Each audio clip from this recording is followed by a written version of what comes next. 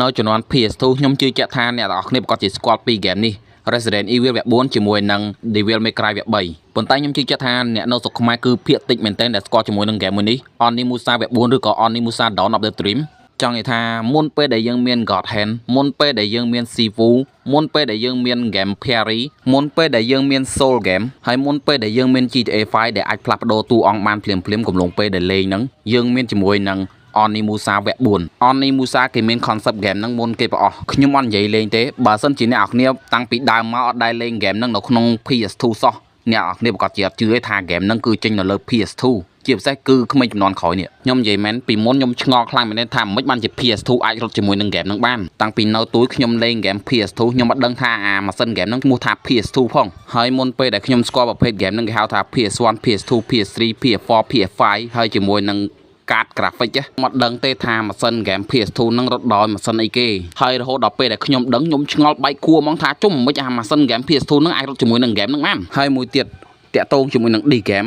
បើ D scene របស់គេយើងអាចលេងមួយ game ចប់ប៉ុន្តែជាមួយនឹង D ដែលគេ copy ហ្នឹងតើតែលេងជាមួយនឹង 2D game ទៅបានអាចលេងចប់បានត្រឹមតែមួយ D copy ហ្នឹងគឺរត់រួចទេតើ 2D ឡើងហើយអ្នកនរគ្នាអាចស្មើសម័យបានថាតើអា game ហ្នឹងវាមានទំហំធំប៉ុណ្ណាពីមុនខ្ញុំអត់ដឹងតែឥឡូវខ្ញុំយល់ហើយអ្នកនរគ្នាមើលតែ graphic game ទៅគឺដឹងហើយ graphic ក៏ខិចចុយមកប៉ុន្តែ game លេងសប្បាយខ្លាំងទៀតដល់ចំណុចហ្នឹងអ្នកនរគ្នាដឹងថាខ្ញុំចង់ចាំជាមួយនឹង game អីគេផ្សេងមួយទៀតអត់ Final Fantasy វគ្គ10ហើយជាមួយនឹងវគ្គ12ចង់និយាយថាទំហំ game ធម្មតា2បានស្មើជាមួយនឹង Final Fantasy 1តោះឥឡូវប៉ុណ្ណឹងបានហើយចូលមកដល់ការ review game របស់ខ្ញុំវិញ game នេះគឺជាប្រភេទ game Soul តែមិនមែន version open world ចំណុចពិសេសនៃ game មួយហ្នឹងគឺយើងអាចដូរតួអង្គបានកំឡុងពេលលេងហើយតួអង្គនីមួយៗហ្នឹងសុទ្ធតែមានអាវុធផ្ទាល់ខ្លួនទៀតហើយអ្នកទាំងអស់គ្នាចង់លេងគេកាប់ដាវកាប់កបិតកាប់អំពែងបាញ់កាភ្លើងបាញ់សិលវាយដៃចង់លេងគេទៀត Spartaric ដូច God of War មែនចង់លេង game Parry មែនមានទាំងអស់ game នេះគឺមានមុនគេហើយ game នេះវិញបើនិយាយពីចំណុចអត់ពិសេសរបស់វាវិញក៏មានច្រើនដែរចំណុចទី1ហ្នឹងគឺតួអង្គលោតអត់កើតអត់ដឹងថាមានរឿងអីកើតឡើងឯងបានជាតួអង្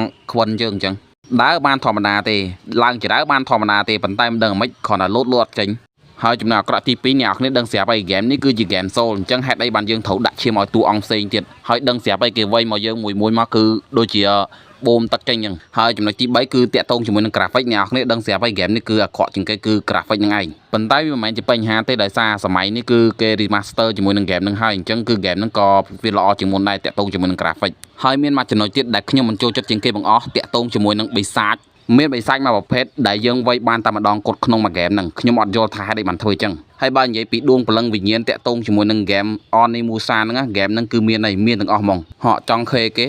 េកាប់ជាមួយនឹងបិសាចហើយក៏មានព្រលឹងក្រហមចេញមកឲ្យយើងស្រូបចូលដៃមែនមានទាំងអស់នៅក្នុង game មុនគេមាន Parry 2ប្រភេទតែនៅក្នុង game មួយនេះគេមាន Parry 3ប្រភេទ Parry ទី1នៅពេលដែលគេកាប់យើងហើយយើងកាប់គេទៅភ្លាមហ្មងហើយ Parry ទី2នៅពេលដែលគេកាប់យើងហើយយើងរងតាន់ហើយតមកក៏កាប់ទៅវិញហើយ Parry ទី3គឺតាក់ទងជាមួយនឹងផើសិលរបស់យើងម៉ាណាហ្នឹងហើយតមកក៏កាប់ទៅវិញទៀតហើយបើនិយាយពី skill ដាវឬក៏ក្បាច់វៃហ្នឹងគឺអត់ខ្វះទេមិនថាតួអង្គមួយណាក៏ដោយគឺស្បូមែនតើឲ្យតែយើងចេះរកដែលលេង game Mortal Kombat Shaolin មកគាត់នឹងវារបៀបហ្នឹងវាថាក្បាច់គឺអត់ខ្វះទេហើយអត់មានទិញអត់មានអីទេសំខាន់តែយើងរកទៅប៉ុន្តែក៏បាត់ដងដួងវិញ្ញាណមួយដែររបៀបថាជាពីអាវគ្គ1ដល់វគ្គ3ហ្នឹងតួអង្គផ្សេងគឺអាចប្រើអាវុធច្រើនប្រភេទណាប៉ុន្តែនៅក្នុងវគ្គនេះគឺតួអង្គមួយគឺប្រើអាវុធបានតែមួយប្រភេទទេហើយបើនិយាយពីសាច់រឿងវិញខ្ញុំក៏ចូលចិត្តដែរសាច់រឿងនេះគឺតពីអាវគ្គ3តួអង្គរបស់យើងមានឈ្មោះថាសូគីមានទំនាក់ទំនងជាមួយនឹងតួអង្គចិត្តអាក្រក់ហើយដោយសារមានទំនាក់ទំនងគ្នាហ្នឹងពេលខ្លះតួអង្គចិត្តអាក្រក់មិនហ៊ានធ្វើអីតួអង្គសូគីទេហើយចំណែកតួអង្គសូគីក៏មិនហ៊ានធ្វើអីតួអង្គចិត្តអាក្រក់ដែរប៉ុន្តែតួអង្គសូគីហ្នឹងគឺស្អប់តួអង្គចិត្តអាក្រក់ដោយសារតួអង្គចិត្តអាក្រក់ហ្នឹងយកមនុស្សឲ្យទៅបិសាចស៊ី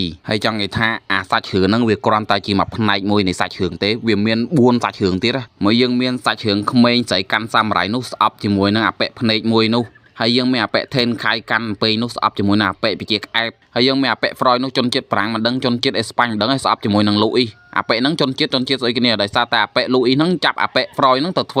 ពិសោធន៍ហើយយើងមានម្នាក់ស្រីកាន់កាភ្លើងនោះត្រូវតែស្ដាប់ជាមួយនឹងតួអង្គចិត្តអាក្រក់ដោយសារតែគេចាប់បងស្រីខ្លួនឯងទៅនិយាយថាតួអង្គមានមកចាប់ហ្មង Fighter Tank MM Mech Assassin ហើយក៏យើងមានសាច់រឿងមួយទៀតដែរតាក់ទងជាមួយនឹងគ្នាគេ 4-5 នាក់ហ្នឹងចាប់ដៃគ្នាទៅវាយតួអង្គចិត្តអាក្រក់សាច់រឿងហ្នឹងគឺពួកហ្នឹងអត់ដែរស្គាល់គ្នាពីមុនមកទេប៉ុន្តែព្យាយាមទំនាក់ទំនងគ្នាដោយសារតែមានសត្រូវរួមគ្នាតែមួយហើយដោយសារទំនាក់ទំនងហ្នឹងចុងក្រោយគឺមានតួអង្គម្នាក់ហ៊ានលះបង់ខ្លួនដើម្បីទៅធ្វើរឿងមួយនៅចុងកតុយនៃវីដេអូឬក៏ចុងនៃសាច់រឿងហ្នឹងហើយសាច់រឿងនៅចុងវីដេអូហ្នឹងក៏ល្អមើលដែរដោយសារតែវាមាន emotional នៅក្នុងហ្នឹងបើនិយាយពីចម្រៀងខ្ញុំឲ្យ10 លើ 10 ហ្គេមខ្ញុំឲ្យ10លើ10ហើយចំណែកសាច់រឿងខ្ញុំឲ្យ9លើ10និយាយថាចម្រៀងនៅកន្លែងដំបូងណាក្លឹមមែនតើមកជាពិសេសកំឡុងពេលដែលវ័យមេជាអុកហើយមុននឹងបញ្ចប់វីដេអូខ្ញុំសូមនិយាយតិចឆ្នាំនឹងដែរគេនឹងទម្លាក់ជាមួយនឹងហ្គេមនឹងមួយទៀតហ្គេមនឹងឈ្មោះថា Onimusa Way of the Sword ហើយអ្នកនរគ្នាដឹងថាហ្គេមដែលខ្ញុំកំពុងតែនិយាយនោះចេញតាំងពីឆ្នាំណា2006មកដល់ឥឡូវហ្នឹងគឺ2026 2ទសវត្សរ៍20ឆ្នាំហើយខ្ញុំសង្ឃឹមថា20ឆ្នាំហ្នឹងពេលសាច់រឿងចេញមកជាមួយនឹងហ្គេមចេញមកកុំឲ្យខ្ញុំខកចិត្តអសោះ